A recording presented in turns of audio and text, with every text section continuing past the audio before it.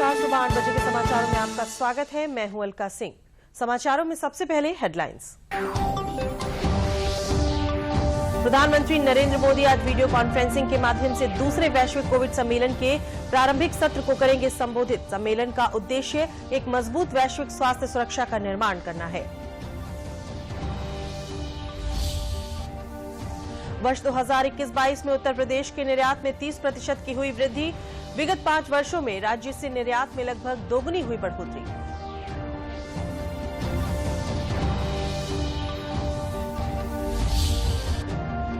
वाराणसी की अदालत में श्रृंगार गौरी के दर्शन याचिका मामले में 3 दिन तक चली सुनवाई। ज्ञानवापी सर्वे की नई तारीख को लेकर वाराणसी की अदालत आज सुनाएगी फैसला।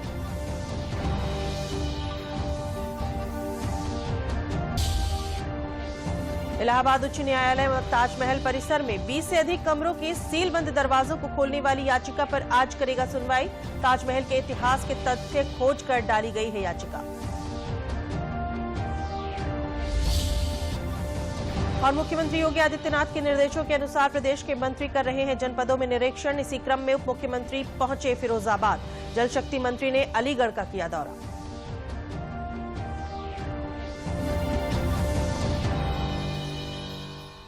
समाचार अब विस्तार से। प्रधानमंत्री नरेंद्र मोदी अमेरिकी राष्ट्रपति जो बाइडेन के निमंत्रण पर आज वीडियो कॉन्फ्रेंसिंग के माध्यम से दूसरे वैश्विक कोविड सम्मेलन को संबोधित करेंगे। शिखर सम्मेलन का उद्देश्य कोविड महामारी की निरंतर चुनौतियों का समाधान करने और एक मजबूत वैश्विक स्वास्थ्य सुरक्षा का निर्माण करने के लिए नई कार्रवाइयों को बढ़ावा देना है। प्रधानमंत्री नरेंद्र मोदी इस सम्मेलन के प्रारंभिक सत्र को संबोधित करेंगे। सत्र की थीम है महामारी की वजह से होने वाली थकान की रोकथाम और तैयारी को प्राथमिकता। इसका सीधा प्रसारण आज शाम 6:30 बजे से 7:45 तक किया जाएगा।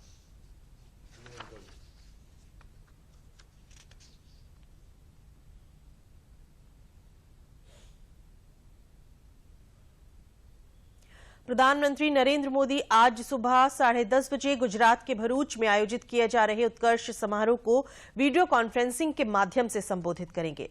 इस कार्यक्रम का आयोजन जिले में राज्य सरकार की 4 प्रमुख योजनाओं के 100% पूर्ण होने के सिलसिले में किया जा रहा है।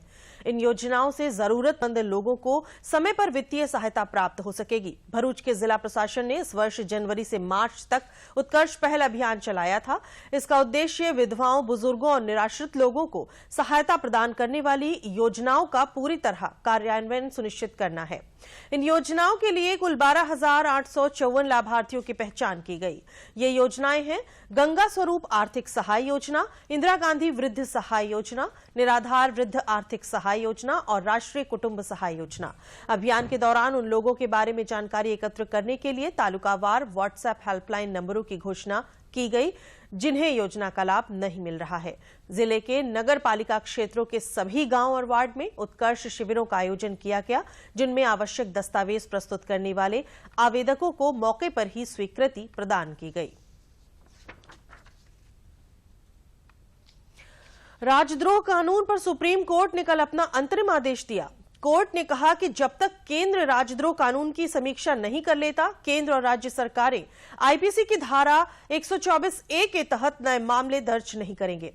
साथ अदालत ने यह कहा कि पहले से चल रहे मामलों में आरोपी संबंधित अदालतों में राहत के लिए आवेदन कर सकते हैं। सुप्रीम कोर्ट ने केंद्र को राजद्रोह कानून की समीक्षा की अनुमति दे दी है।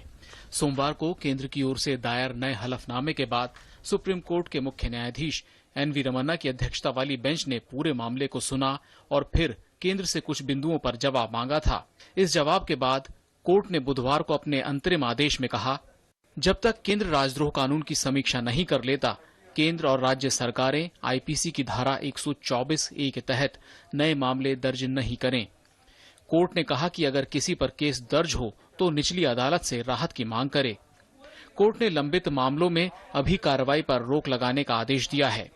कोर्ट ने कहा है कि जेल में बंद लोग निचली अदालत में जमानत याचिका दाखिल करें। कोर्ट जुलाई के तीसरे हफ्ते में इस पर आगे की सुनवाई करेगा। जो ऑर्डर अभी सामने में सुनने में आया है कि साहब सेक्शन 124A की एप्लीकेशन पे स्टे लगा दिया है। इसका मतलब ये है कि जो 528 जो स्टेट प्रोसिक्यूशंस हैं सेडिशन के लिए, उनमें जितने भी डेटिन्यूज हैं उनकी इमीडिएटली इंटरिम बेल अदालतें दे देनी चाहिए, क्योंकि जब प्रोविजन पे ही स्टे लग गया तो एक्यूज्ड कस्टडी में क्यों रहे। इससे पहले केंद्र सरकार ने सुप्रीम कोर्ट में हलफनामा दाखिल कर कहा था कि वह इस मामले को लेकर पूरी तरह सजग है और उचित मंच पर सरकार इसकी समीक्षा करेगी, लिहाजा कोर्ट को इस पर आगे सुनवाई करने की जरूरत नहीं है। केंद्रीय गृह मंत्रालय की ओर से दाखिल हलफनामे में कहा गया था कि प्रधानमंत्री नरेंद्र मोदी इस मामले को लेकर सजग हैं और समय समय पर अलग अलग मंचों पर नागरिक स्वतंत्रता और मानवाधिकारों के सम्मान पर अपनी बात रखते रहे हैं। प्रधानमंत्री का मानना है कि जब देश आजादी का अमृत महोत्सव मना रहा है, एक राष्ट्र के तौर पर हमें औपनिवेशिक बोझ को कम करने की जरूरत है। भारत सरकार इस क्रम में 2014 से 2015 के बीच 1500 पुराने कानूनों को खत्म कर चुकी है। आदेश के बाद केंद्रीय कानून मंत्री किरेन रिजिजू ने कहा कि सरकार ने पीएम मोदी की भावना से कोर्ट को अवगत करा दिया था और अब सबको कोर्ट के फैसले का सम्मान करना चाहिए। We have made our position very clear, and we also informed the Honorable Court about the intention of the Honorable Prime Minister. Beyond that, if anything else have happened, I don't know. But one thing I must say is that we respect the court, we respect the independence of the court, but there are things which is called Lakshman Rekha. All the organs of the state must respect each other and also to practice our respect in letter and spirit. Whatever we say, whatever we do, we have to ensure that we respect the provisions of the Constitution of India as well as all the existing laws. कानून का दुरुपयोग रोकने के लिए केंद्र ने सुझाव दिया कि वो ऐसी गाइडलाइंस बना सकते हैं जिसमें पुलिस अधीक्षक की अनुमति के बिना राजद्रोह कानून के तहत मामला ही दर्ज न हो। लेकिन कोर्ट ने कहा कि वह सरकार के आश्वासन पर इस मामले की सुनवाई को टाल रहा है, इसीलिए दोनों पक्षों के हितों में संतुलन रखना जरूरी है।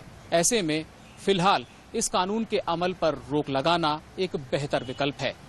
गौरतलब है कि कुछ पत्रकारों ने सुप्रीम कोर्ट में याचिका दायर कर कहा था कि भारतीय दंड संहिता की धारा 124 से संविधान की धारा 19 का उल्लंघन करती है। यह धारा सभी नागरिकों को बोलने और अभिव्यक्ति की आजादी के अधिकार का उल्लंघन है। याचिका में कहा गया है कि केदारनाथ सिंह बनाम बिहार मामले में 1962 में सुप्रीम कोर्ट ने भले ही कानून की वैधता को बरकरार रखा था, लेकिन अब इसके 60 साल बीतने के बाद ये कानून आज संवैधानिक कसौटी पर खरा नहीं उतरता है। इसके बाद कोर्ट ने केंद्र सरकार से पूछा था कि क्या आजादी के 75 साल बाद भी राजद्रोह जैसे कानून की जरूरत है। केंद्र ने अपने हलफनामे में यह भी कहा था कि जहां तक 124A की बात है, इसको लेकर न्यायविदों, अकादमिक लोगों, बुद्धिजीवियों की राय सार्वजनिक मंचों पर रखी गई है। इसको लेकर सभी लोग इस बात पर सहमत हैं कि एक चुनी हुई सरकार को अस्थिर करने और देश की अखंडता और संप्रभुता को प्रभावित करने जैसे गंभीर मामलों से निपटने के लिए एक कानून होना चाहिए। गंभीर और विभाजनकारी अपराधों पर रोक के लिए सभी लोग एक राय हैं। इसको रोकने के लिए उचित कानून की जरूरत है, लेकिन 124A के दुरुपयोग को लेकर भी चिंताएं जताई जाती हैं। अभिव्यक्ति की आजादी के साथ साथ देश की अखंडता बनाए रखना भी जरूरी है। मुख्यमंत्री योगी आदित्यनाथ ने वर्ष 2021-22 में उत्तर प्रदेश के निर्यात में 30% की वृद्धि के लिए राज्य के उद्यमियों और निर्यातकों सहित प्रदेश की जनता को हार्दिक बधाई दी है। उन्होंने बताया कि गत वित्तीय वर्ष में राज्य से होने वाले निर्यात में 35,000 करोड़ रुपए की वृद्धि हुई है। इससे प्रदेश से होने वाला कुल निर्यात बढ़कर 1,56,000 करोड़ रुपया हो गया है। वर्ष 2017 में प्रदेश का कुल निर्यात लगभग 88,000 करोड़ रुपए का था। इस प्रकार विगत 5 वर्षों में राज्य से निर्यात में लगभग 2 गुनी बढ़ोतरी हुई है। मुख्यमंत्री ने कहा कि प्रधानमंत्री नरेंद्र मोदी के मार्गदर्शन में राज्य विकास और समृद्धि के पथ पर तेजी से अग्रसर है। डबल इंजन की सरकार में प्रदेश देश का ग्रोथ इंजन बनकर उभरा है। राज्य में उद्यमियों, निवेशकों, निर्यातकों को प्रोत्साहित करने के लिए अनेक कदम उठाए गए हैं।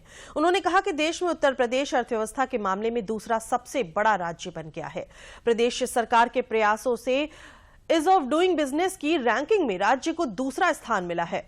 प्रदेश सरकार की एक जनपद एक उत्पाद योजना द्वारा राज्य में ऐसा वातावरण सृजित किया गया है जिससे न केवल यहां के परंपरागत उत्पादों को प्रोत्साहन मिलेगा बल्कि इनके निर्यात से इन उत्पादों को वैश्विक पटल पर नई पहचान भी मिलेगी।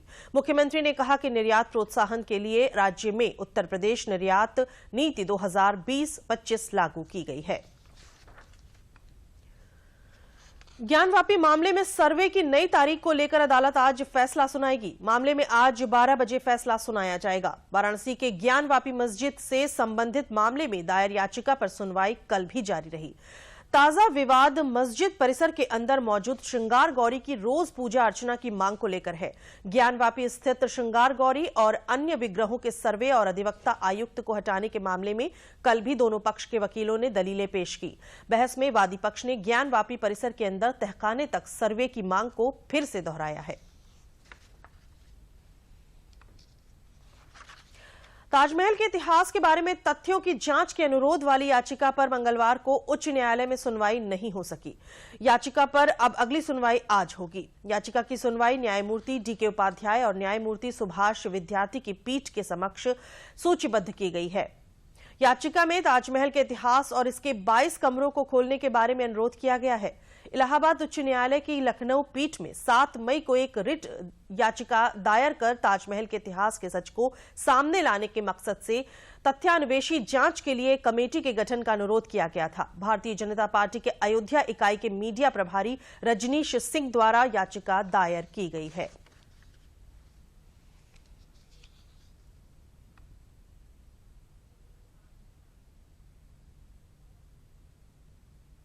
प्रदेश के उप मुख्यमंत्री केशव प्रसाद मौर्य 2 दिन के दौरे पर कल फिरोजाबाद पहुंचे। उन्होंने जनप्रतिनिधियों और संगठन के पदाधिकारियों के साथ बैठक की और गांव में खेलकूद स्टेडियम, ग्राम पंचायत सचिवालय, प्राथमिक विद्यालय, राशन डीलर, संयुक्त चिकित्सालय शिकोहाबाद, गेहूं क्रय केंद्र आदि का निरीक्षण किया। इस अवसर पर उप मुख्यमंत्री ने जनता की समस्याएं सुनी और समाधान तथा कार्रवाई का आश्वासन दिया। उप मुख्यमंत्री केशव प्रसाद मौर्य ने शिकोहाबाद के गांव उबटी मिनी खेल स्टेडियम में पहुंचकर प्रतिभागी खिलाड़ियों को सम्मान प्रमाण पत्र वितरित किए। उन्होंने बताया कि प्रदेश में 6 लाख महिला समूह बने हुए हैं जिससे महिलाएं रोजगार कमा रही हैं और अभी 10 लाख समूह और बनने हैं।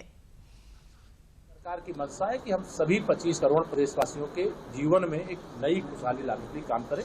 अभी इतना ही कहना है, बाकी जब अभी समीक्षा बैठक के बाद चर्चा करेंगे। आप डिप्टी सीएम साहब, यहाँ का चंद्रनगर का प्रस्ताव लगातार चल रहा है फिरोजाबाद का नाम, क्या सरकार अभी आज का विषय ये नहीं है। नहीं, क्या सरकार स्तर पर कोई इस तरह की पहले कहा कि आज क्योंकि सरकार की दूसरी पारी के बाद विकास योजनाओं की समीक्षा करते हुए, संगठन से फीडबैक लेते हुए, जनता से फीडबैक लेते हुए जो हमारा काम सरकार के माध्यम से निर्धारित किया गया है, हमारा लोक कल्याण संकल्प पत्र था, उस संकल्प पत्र के क्रम में अभी इस बैठक के लिए आए हैं। अलीगढ़ में टप्पल क्षेत्र के जेतापुरा में आयोजित सम्मान समारोह में भाजपा के प्रदेश अध्यक्ष और जल शक्ति मंत्री स्वतंत्र देव सिंह कल शामिल हुए। इस अवसर पर उन्होंने कहा कि प्रदेश से गुंडागर्दी का पूर्ण रूप से सफाया हो चुका है। कानून व्यवस्था के साथ प्रदेश में सुशासन कायम है और सर्व समाज के हित में चारों ओर विकास कार्य कराए जा रहे हैं। इस दौरान उन्होंने लोगों को जल संरक्षण का महत्व बताया। उन्होंने कहा कि 2024 तक घर घर तक स्वच्छ पेयजल पहुंचाया जाएगा। लोगों के टेल तक पानी पहुंचे, तालाब पोखरे भरे जाएं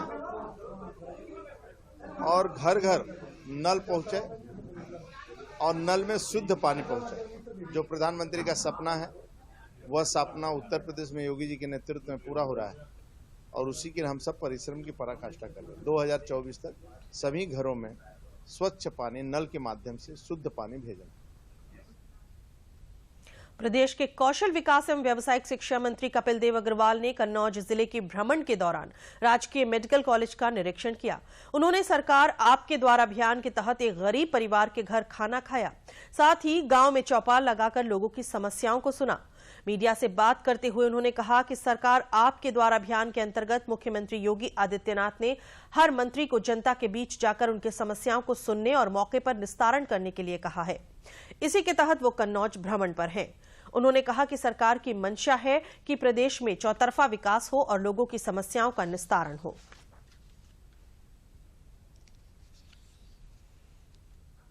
देखिए, माननीय मुख्यमंत्री योगी आदित्यनाथ जी द्वारा शायद हिंदुस्तान में पहली बार ये अनूठी पहलू ही है कि सरकार के गठन के तुरंत बाद सभी मंत्रियों को एक एक जनपद में जाना है।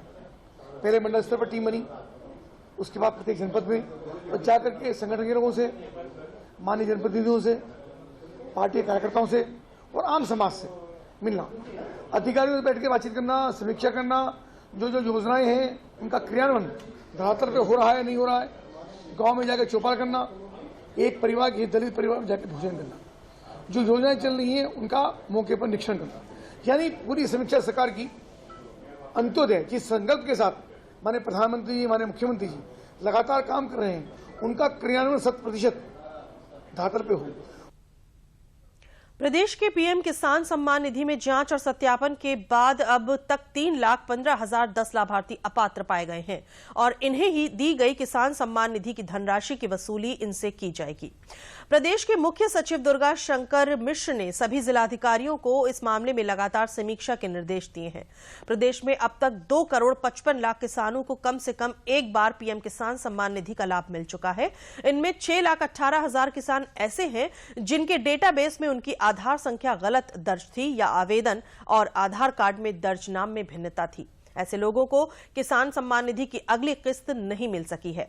मुख्य सचिव ने कहा कि कुछ लोगों का डेटाबेस सुधारा जा चुका है। इस बीच केंद्र सरकार ने पीएम सम्मान निधि के सभी लाभार्थियों का इलेक्ट्रॉनिक केवाईसी 31 मई तक पूरा कराने के निर्देश दिए हैं। लाभार्थी पीएम किसान पोर्टल पर सीधे या कॉमन सर्विस सेंटर के माध्यम से इलेक्ट्रॉनिक केवाईसी करा सकते हैं। ऐसा न होने पर उन्हें किसान सम्मान निधि की अगली किस्त मिलने में परेशानी हो सकती है। सुप्रीम कोर्ट ने स्थानीय निकायों और पंचायत स्तर के चुनाव तय समय में कराने के प्रति राज्य सरकारों के ढीले रवैये पर नाराजगी जताते हुए कहा कि स्थानीय निकाय के चुनाव उनका 5 साल का कार्यकाल पूरा होने से पहले कराए जाने चाहिए। सुप्रीम कोर्ट ने कहा कि इस संवैधानिक व्यवस्था का उल्लंघन कोई नहीं कर सकता है। सुप्रीम कोर्ट ने एक याचिका पर सुनवाई करते हुए मध्य प्रदेश में पंचायत और नगर निगम चुनाव तत्काल कराने का इस बारे में अंतरिम आदेश दिया। इस अंतरिम आदेश न्यायमूर्ति A.M. खान विलकर, न्यायमूर्ति अभय S. ओका और न्यायमूर्ति C.T. रवि कुमार की पीठ ने दिया है।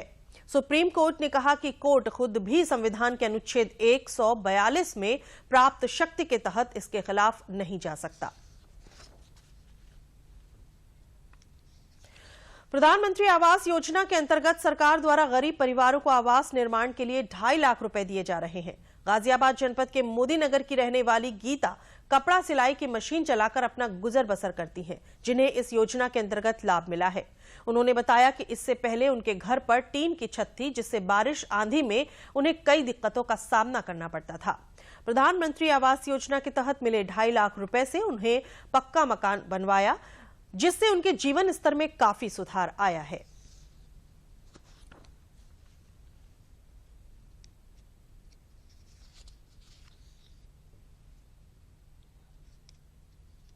हमें पता लगे कि आवास योजना के फॉर्म भरे जा रहे हैं, तो हमने किसी से पूछ करके आवास योजना के फॉर्म भरे, तो हमें पहले 50,000 मिले, फिर हमें 1.5 लाख मिला, फिर 50 की किस्त आई हमारी, तो ऐसे हमारा मकान बना। सर हम बहुत गरीब आदमी हैं, ऐसे से जो कि हमारे कड़ी के मकान थे, बिल्कुल कड़ी हमारी लटकी पड़ी थी, टूटी हुई थी, रहने बैठने को भी जगह नहीं थी। और बच्चे ठीक से रह रहे हैं, ना तो पढ़ाई को दिक्कत होती थी, कहाँ पढ़े कहाँ नहीं, छत पे जा नहीं सकते थे, कुछ भी नहीं। अब आराम से रह रहे हैं, बढ़िया चल रहा है। मेरा कच्चा मकान था जी, वैसे था जी, मैं गरीब अवस्था में था जी, और मुझे प्रधानमंत्री योजना का फार्म भरा मैंने जी, मुझे पता चला जी, अब मैं अपना इसमें रह रहा हूँ, ये ठीक मुझे लाभ मिला, जिससे जीवन व्यतीत हो रहा है जी मेरा सही। मथुरा जिलाधिकारी नवनीत सिंह चहल ने बलदेव के ग्राम हथकौली में सरकार के ड्रीम प्रोजेक्ट अमृत सरोवर की शुरुआत की। जनपद के गांव और शहर में ऐसे 75 से अधिक तालाबों का निर्माण कराया जाना है, जिसका हथकौली से शुभारंभ किया गया है। जिलाधिकारी ने तालाब में जलभराव के निर्देश देते हुए कहा कि इसमें शुद्ध पानी भरा जाए और इसे गंदगी से दूर रखा जाए। उन्होंने अधिकारियों से कहा कि अमृत सरोवर जनपद का एक मॉडल बनना चाहिए। जिलाधिकारी ने अमृत सरोवर तैयार करवाने में ग्रामीणों को सहयोग देने को कहा।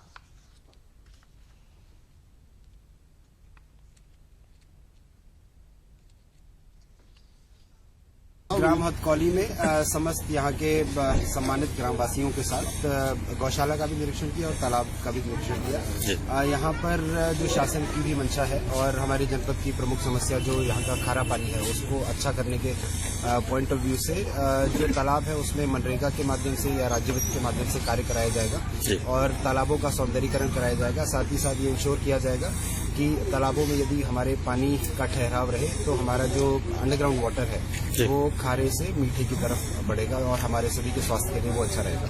तो पूरे जनपद में हमें 75 से अधिक जैसी शासन की मंशा है अमृत सरोवरों का निर्माण कराया जाना है।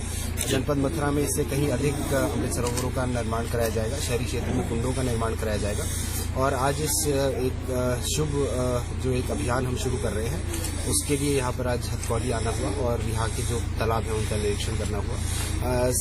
यहाँ हथकौली जनपद से शुरू होकर ये लॉ पूरे जनपद में फैलेगी ऐसा मुझे पूर्ण विश्वास है और जनपद भर के सभी तालाब सुंदरीकृत होंगे और स्वच्छ जल से भरे रहेंगे ताकि हमारी जो खारे पानी की जनपद की समस्या है उसका भी निदान हो सके।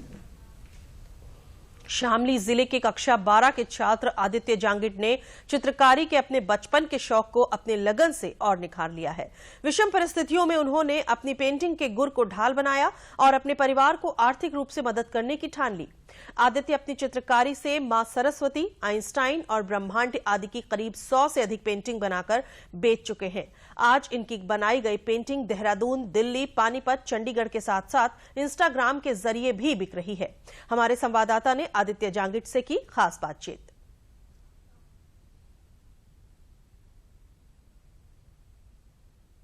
पेंटिंग का मुझे बचपन से ही बहुत शौक रहा है और लोगों को मेरी पेंटिंग पसंद भी बहुत आती है। मैंने इंस्टाग्राम से भी इंस्टाग्राम से भी लोगों को मेरी पेंटिंग बहुत पसंद आई है और मैंने काफ़ी बेची भी है। इससे मैं अपनी पढ़ाई का खर्चा भी निकाल लेता हूँ और घर में मदद भी करता हूँ। पेंटिंग एक बहुत अच्छी कला है, लोगों को सीखना चाहिए और मैंने अब तक काफ़ी बच्चों को सिखाया भी है ताकि वो प्रेरित भी हों। आदित्य हमारी एकेडमी का बहुत ही होनहार छात्र है और पढ़ाई के साथ साथ ये बच्चा पेंटिंग में बहुत ज़बरदस्त है। इसकी पेंटिंग के प्रदर्शन से ही आज ये अपने परिवार पे बहुत बड़ा सहारा बना हुआ है। इसने अपनी पेंटिंग्स को लखनऊ, चंडीगढ़, देहरादून, दिल्ली, गाजियाबाद इन सब जगह जाके सेल किया है। बहुत अच्छी पेंटिंग्स जिसमें एब्स्ट्रैक्ट ऑफ आइंस्टाइन पेंटिंग है, ओम की बहुत अच्छी पेंटिंग, सरस्वती माता की पेंटिंग और लेट्स सी पेंटिंग, ये सारी तरह की पेंटिंग्स को बना के अपने परिवार का पूरा खर्च ये बच्चा चलाता है। इसके साथ साथ अपनी पढ़ाई का भी सारा खर्चा, हर तरह के फॉर्म्स, हर तरह की चीज़ों में हमेशा एक्टिव रहना, इस बच्चे से हम लोगों को सीखने के लिए मिलता है, युवाओं को बहुत कुछ सीखने के लिए मिलता है। प्रदेश सरकार ने खेलों को बढ़ावा देने के लिए महत्वपूर्ण निर्णय लिया है। अब उत्तर प्रदेश में निवास करने वाले अंतर्राष्ट्रीय खेलों में स्थान बनाने वाले खिलाड़ियों को 9 विभागों के 24 पदों पर सीधी भर्ती की जाएगी। सरकार के इस निर्णय से खिलाड़ियों में हर्ष का माहौल है। प्रयागराज के जिला युवा खेल अधिकारी शैलेश उपाध्याय ने बताया कि खेलों को प्रोत्साहन देने के लिए सरकार द्वारा खिलाड़ियों के लिए मंगल दल बनाए जा रहे हैं, जिन्हें खेलों की किट प्रदान की जाती है। यहीं से खेलों के प्रति खिलाड़ियों में रुझान बढ़ता है। राष्ट्रीय खिलाड़ी कुंवर ज्ञानेंद्र सिंह ने प्रदेश सरकार के इस कदम की प्रशंसा की है। अंतर्राष्ट्रीय खिलाड़ी और एथलेटिक के कोच सत्येंद्र सिंह ने कहा कि सरकार के द्वारा खिलाड़ियों के लिए किए गए इस निर्णय से अब खिलाड़ियों में और अधिक स्पर्धा जागृत होगी।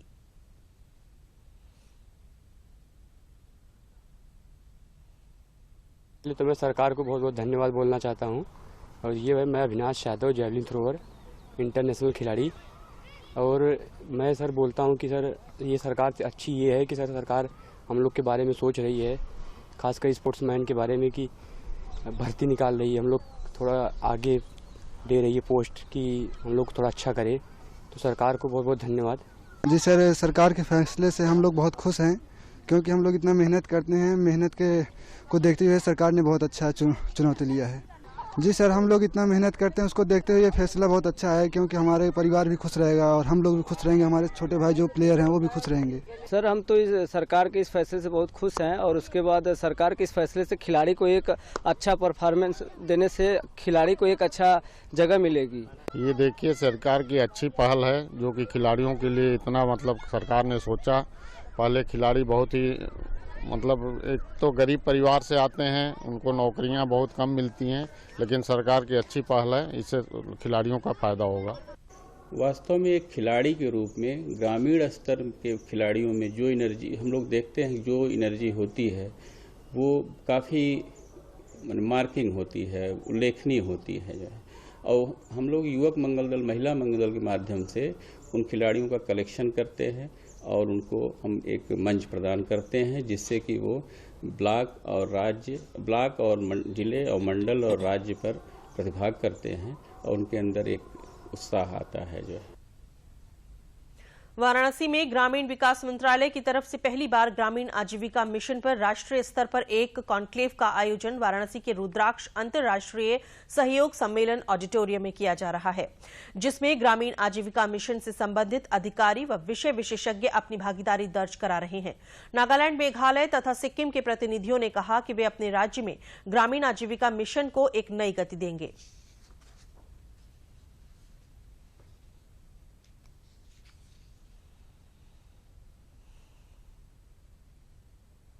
इस कार्यक्रम ये मंथन जो हमारा NRLM से फाइनेंशियल इंक्लूजन टीम से किया है, इसके लिए हम इधर सिक्किम से सीखने आए हैं कि ये जो बड़े स्टेट्स है उन लोग ने कैसे इसको सक्सेसफुल करके जा रहे हैं वो, और वही चीज़ हम नॉर्थ ईस्ट स्टेट जो है वो रेप्लिकेट करके और उसको हम इम्प्लीमेंट करके हमारा भी जो स्टेट्स में ये जो NRLM का प्रोजेक्ट हो रहा है उसको हम कैसे सक्सेस करके उसका आगे बढ़ाने के लिए। A conclave organized for the first time in the history of NRLM. That's what I was informed, and this program being for the state as well as the district staff, everybody participating in this 5-day conclave are enjoying, and we are benefiting from one another through cross learning on different interventions under financial inclusion.